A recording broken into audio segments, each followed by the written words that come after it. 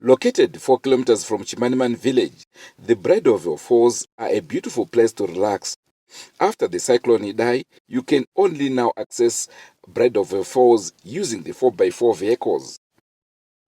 It is an ideal picnic site, while others use the place for weddings.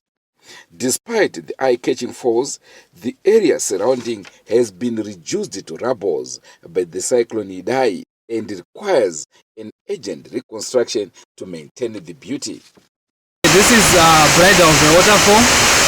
Bridal Waterfall is in Inland Sanctuary, that is Chimanimani, and this waterfall it is in a river called Wode River, and it is about 50 meters long and 10 meters wide. Here at the Bridal Falls, there is a picnic site, there is a campsite.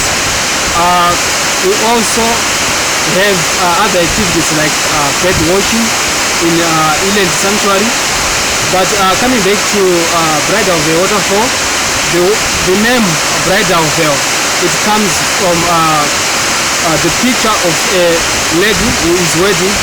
If you look at the wedding gown of the wedding gown, it really comes out from the top to bottom, showing the veil spreading at the bottom and it narrows at the top. So that is where the name Bridal Waterfall is derived.